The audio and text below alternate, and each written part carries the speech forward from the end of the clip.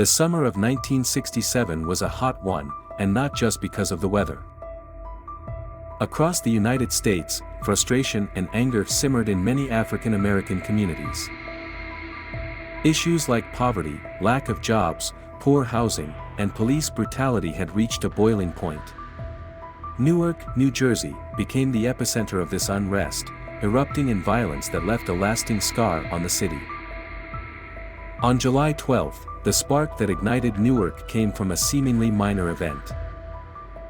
John Smith, a black cab driver, was arrested by white police officers near a housing project.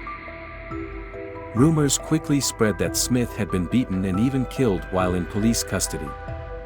A crowd gathered at the precinct, demanding answers and justice. The situation escalated rapidly. Bottles and bricks were thrown, met by police with nightsticks and tear gas. The anger, fueled by years of pent-up frustration, spilled onto the streets. Newark, a city already grappling with racial tension and economic hardship, became engulfed in flames. For 5 long days and nights, the riots raged.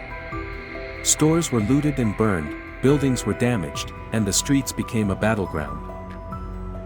The National Guard was called in to restore order, but their presence only seemed to intensify the violence.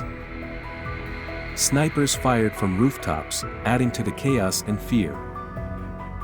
Residents, black and white, found themselves caught in the crossfire. Some risked their lives to help others, offering shelter or medical aid.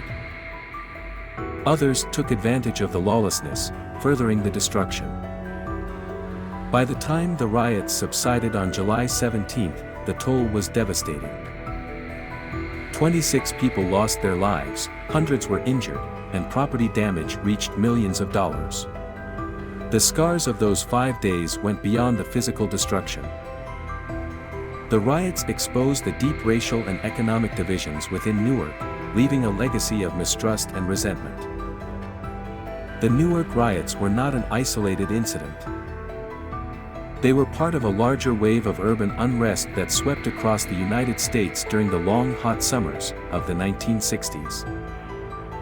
Cities like Detroit, Los Angeles, and Chicago also experienced similar explosions of anger and violence.